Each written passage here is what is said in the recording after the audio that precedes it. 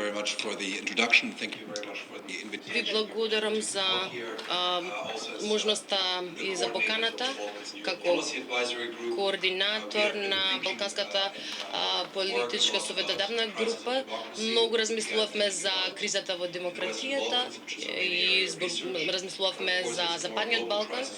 Меѓутоа се работи за поглобална криза, како што видовме со Брексит референдумот, но и како со изборот на Доналд Трамп за председател во САД.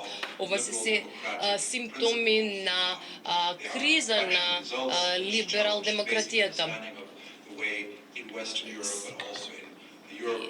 Меѓутоа не само на Западна Европа, туку во Европа, но и во САД.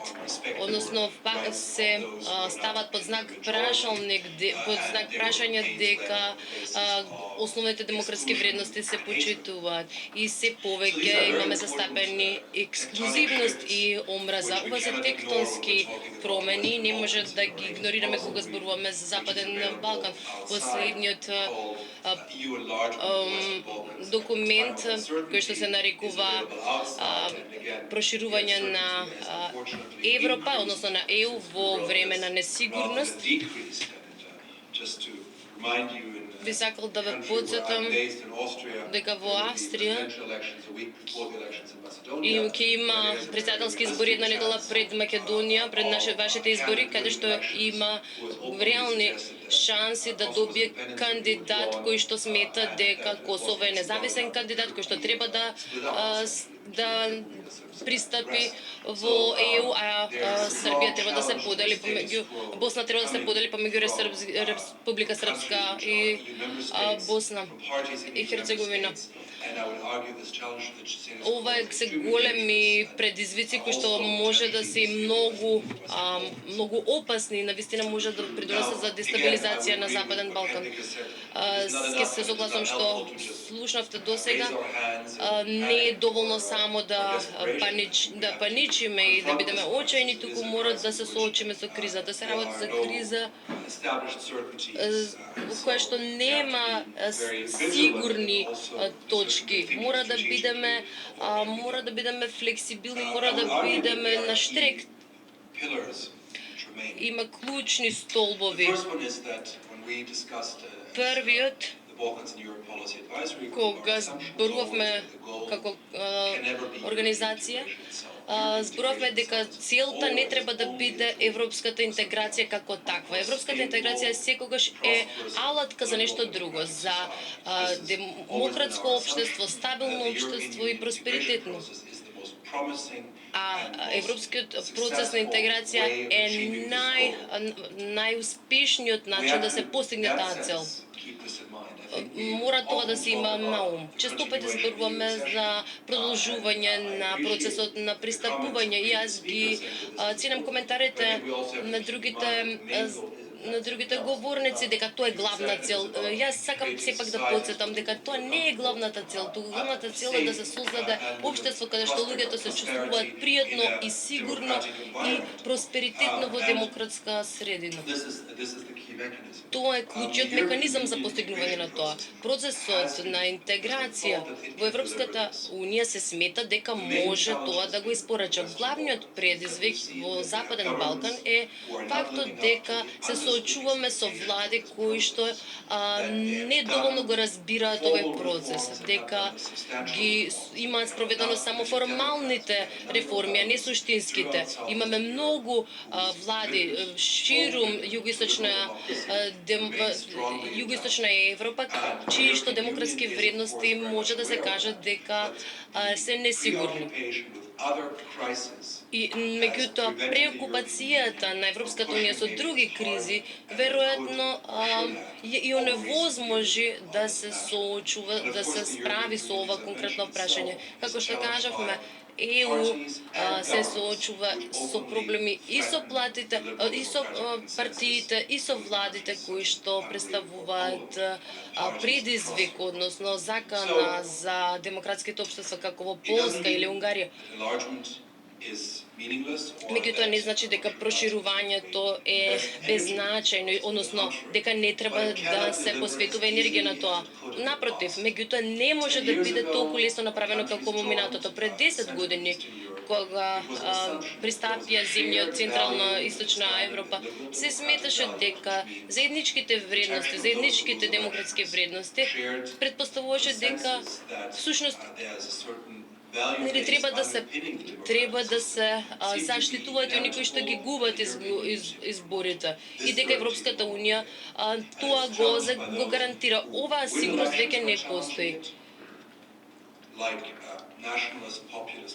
Победуваат националистички, популистички партии во ЕУ, што представува закана, меѓутоа и политичари кои што тврдат дека се демократи, либерал-демократи, меѓутоа, всушност кога ќе дојдат на власт, се авторитарни и контролираат медиумите, јавната администрација, всушност стануваат само агенции за вработување што ќе им ја гарантира победата следните избори.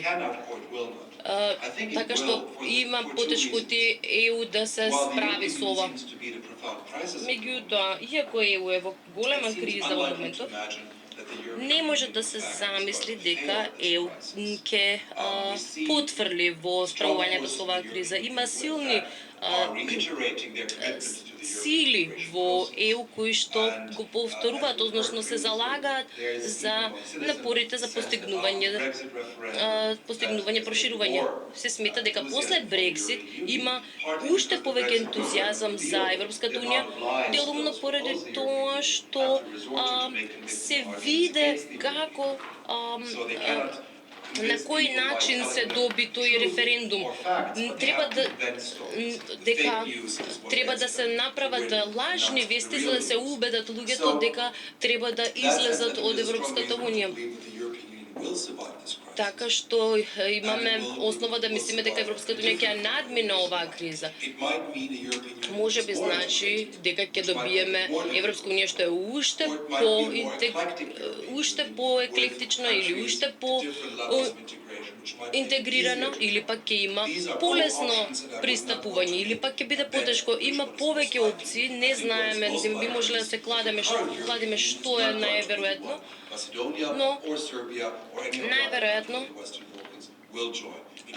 Европската унија веројатно нема да биде оваа истата која што постои сега, туку ќе биде малку поинакво суштество. Либералната демократија може да се каже дека има надмоки, односно е поуспешна од авторитарните или националистичките системи и затоа сметам дека ќе победи. Националистичките, популистичките системи се ограничени во смисла на соработка. Тие не соработуваат и не можат многу лесно да бидат дел од овие процеси на европска интеграција. Лошата вест е дека ЕУ интеграцијските процеси ќе бидат подолги и потешки за разлика од тоа што беа порано, но добрите вести се дека ќе остане релевантна ова тема и дека целта ќе биде остварување просперитетни демократски општества што обезбедуваат просперитет за граѓаните. Главната енергија треба да доаѓа однатре. Европската унија може да го олесни тој процес. Меѓутоа, на крајот на денот ЕУ не може да биде главниот двигател на тие промени. ЕУ во следните 5 години ќе се справува со процесот на Брексит, кој што најмалку 2 години ќе трае, ако не подолго, ќе биде тежок и болен тој процес, ќе треба да се справува со проблемот на американската администрација, кој што се непријателски настроени, ќе има проблеми со НАТО поради тоа. И ќе се справува со десничарски влади и движења широм Европа. Ова нема да биде лесна соработка, иако сте дел од ЕУ, ако сте всушност ЕУ, ова ќе ви представува проблеми и ќе ви прави несловница, а не Западен Балкан. Кога Јункер кажа дека нема да има проширување во неговиот мандат, го критикувавме пред година и пол, меѓутоа всушност на некој начин предскажа како ќе биде нината. Никој не очекуваше дека некоја земја ќе пристапи кога го кажа тоа, меѓутоа сега сваќаме дека има легитимни приоритети Унијата, дека мора да даде предимство на другите проблеми. Меѓутоа тоа не значи дека проширувањето на Западен Балкан треба да стагнира, напротив. Никола долго време во Холандија може да потврди дека аргументот е посилен против,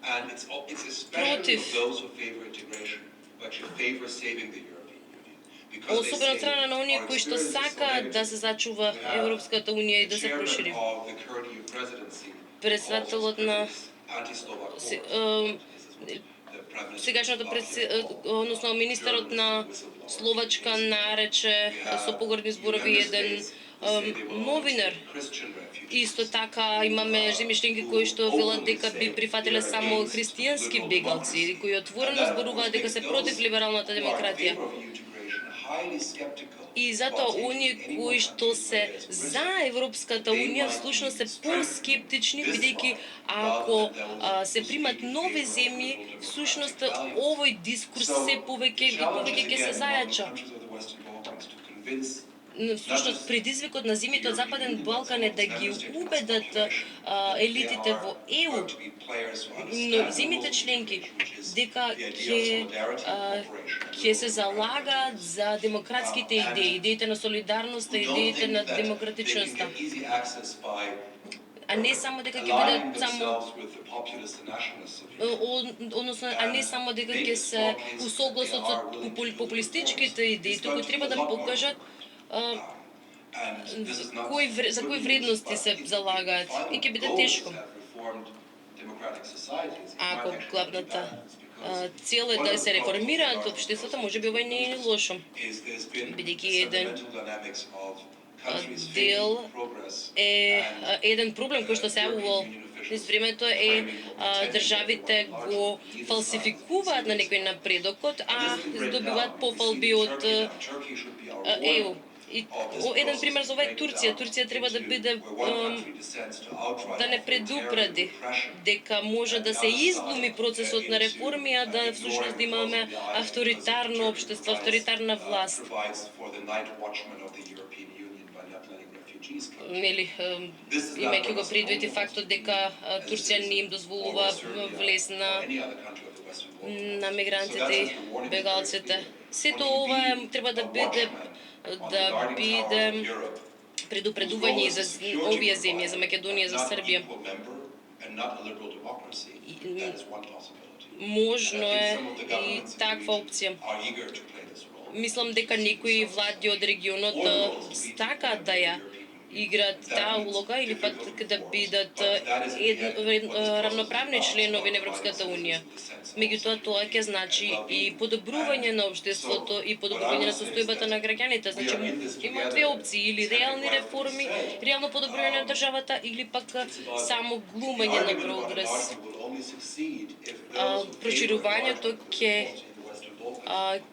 успее само ако релевантните актери ги усогласат вредностите со оние на земјите од Европската Унија кои што се залагаат за демократичност.